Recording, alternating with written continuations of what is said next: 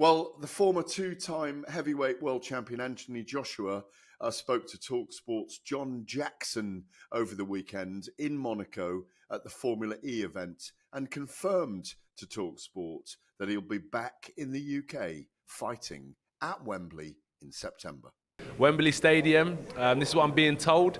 So if that's what they say, they normally back their word. So yeah, let's go with that. Wembley, September the 20th or 21st, 22nd, sometime in there. Book that week off. If Book you're thinking of coming to Wembley Stadium, exactly. Be in the North London area between those days. Yeah. And when we're talking about names in the frame, we spoke a little bit earlier on the Formula E stage.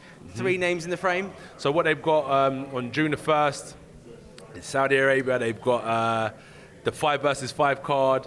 We've got Filip Hrgović versus Daniel Dubois. You've got Zhang Zhili versus Deontay Wilder. So providing one of those look good, the one who looks the best, His Excellency Turki Al-Sheikh is saying, I want you to fight, because what he says is that in the future, I want people to look back at your record and say you took on the best. I said, now you're speaking my language. So out of that pool, I believe that's who I'm going to be fighting. One of those. That sounds like a really beautiful relationship you've got there with him. Yeah, you're on the same page. Exactly. We're on the same page, and he's on the same page as the fans as well. Do you know what I'm saying? So he's trying to deliver what the fans want. I know they want that big fight with Tyson Fury, and he's working on it. Fury's got his obligations with Usyk, so I've got to make sure I stay focused and disciplined, make sure I keep on steamrolling through opponents so I can get closer and closer to having an opportunity to fight for the fans and fight for myself, me versus Tyson Fury, and hopefully it'll be in London as well. He's saying, Barry, great to hear him, very jubilant there as well, very, very upbeat. This is Anthony Joshua with momentum, with self-belief, training very hard, I'm told. And also, by the way, no doubt ready to step in if something happens to Fury and Usyk for May the 18th, because I understand that if something goes wrong with those two, it's AJ. So he's saying it could be any one of the winners of Wilder Zhang, that's Deontay Wilder and Zhili Zhang, or Daniel Dubois and Filip Hrgović, obviously part of the 5v5 Eddie Hearn, Frank Warren, Matchroom, Queensberry fights.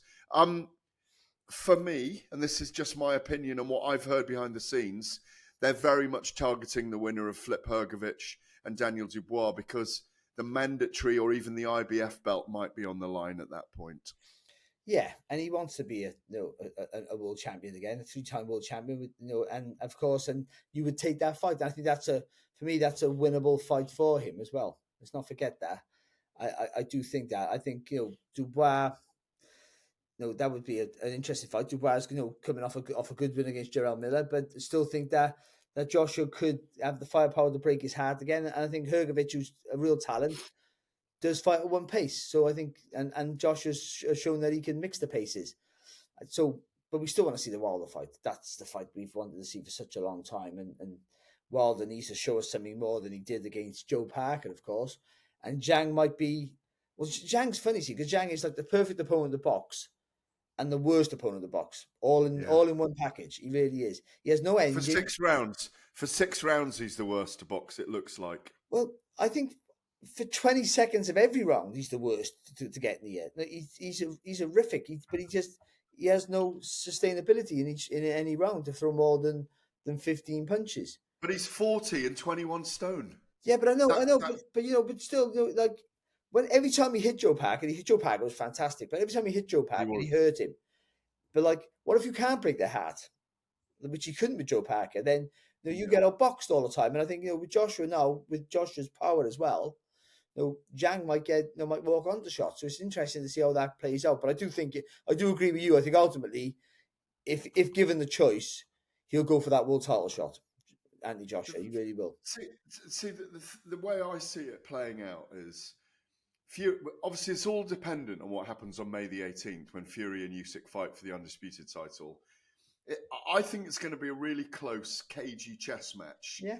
That would not surprise me if it's a split draw, majority draw, split draw, a controversial decision that half the people, Usyk fans, think he's stolen enough rounds, 7-5, or the Fury fans think he's stolen enough rounds, and they'll need to do it again, and it'll probably be in a really big event close to the opening of the Riyadh season again in October or November.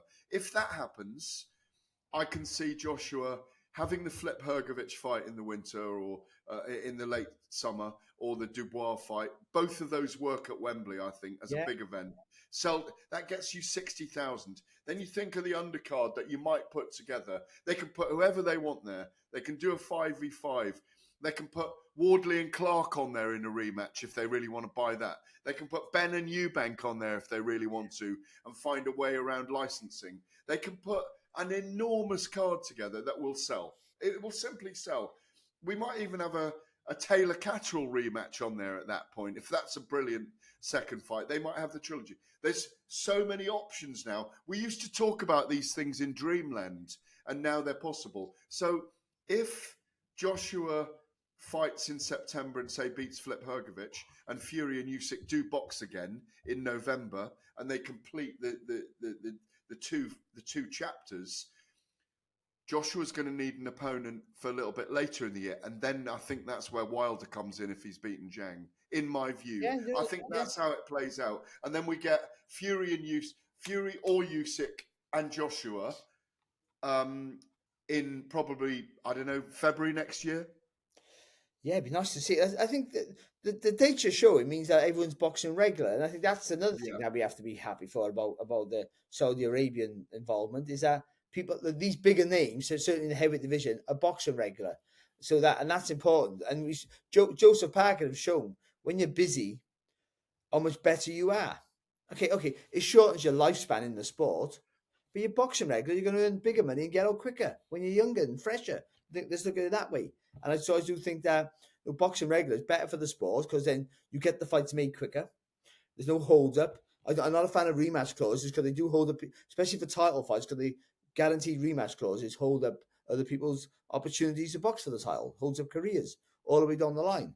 So I think if Fury and Usyk's a one-sided fight, I think that there's enough influence there to say, step aside. We're not going to see the rematch. There's no need to see it. It was one-sided. Yeah, I agree with you. So we don't want to see that. Now, we've seen it with Wilder and Fury, but it turned out to be the third fight was the best of the lot. But we didn't want to see it after the second fight, which was a beating for Wilder against Tyson Fury.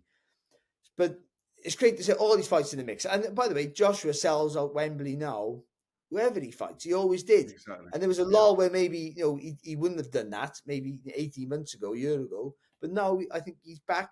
The public love him again, and I think if he gets a good win in September, I think whoever he fights, and any of those names you mentioned, they don't need a stacked undercard to sell it. He will sell it, but a stacked undercard is for us, Gareth. It's for us.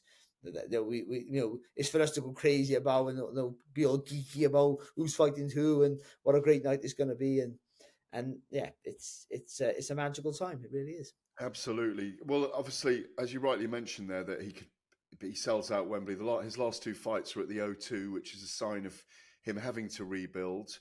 It's a year ago that he fought.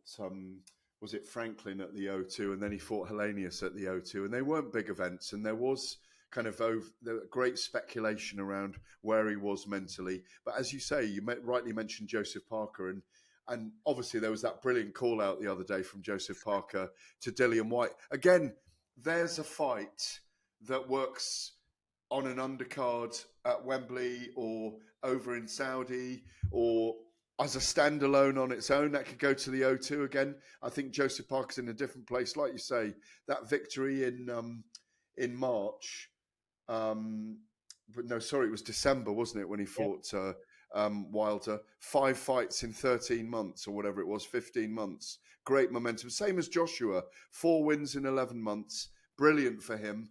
And onwards and upwards, because when the heavyweight division's strong, which it is now, and it's great to see Andy Ruiz back, which we didn't mention, against Big Baby Miller.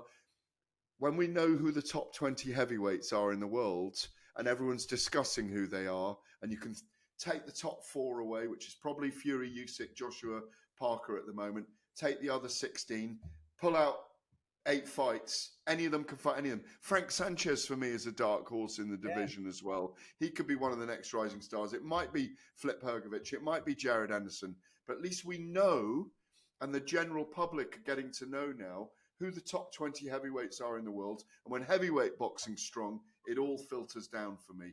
It does, mate. We need it. That's the flag bearer for our sport, the heavyweight division. So when that's thriving, when that's busy, when that's successful, then it helps every fight. It helps every weight division, of course. And let's not forget Jalalov when Jalalov wins his gold medal in Paris this year, which I'm pretty sure he will. Are you going? Are you going, by the way? I don't think I am, mate, unfortunately. You're not sitting in a dark room commentating for 4.5 weeks, because that's one of the hardest jobs in boxing. No, but when you get to watch the fights, and that's all. You do. Yeah, so you enjoyed that in that respect. But Jalalov's going to be a real threat. He's already had a few pro fights. He looked good as a pro already, so he's going back to the amateurs. He's going to win a gold medal, you would feel. And he'll be a player in that division within 3-4 months. I guarantee it. Look, what we're seeing now is people are eliminating each other to get to the shot to the top, but they're not being chucked in the bin. They're getting an opportunity to fight again, and I think that's important, and that helps the division. You just keep not recycling like they used to, but you keep fighting competitive fights, moving up the ladder, and that's what boxing should be. And then you get the chance to box the top guy. Parker versus Anthony Joshua wasn't a great fight the first time round, but that whets the appetite now. I think that would be a much better fight this time round in a rematch for those two. Yeah, we have a referee who lets them fight each other because referee Quattroni barely let them compete. It was a very strange night.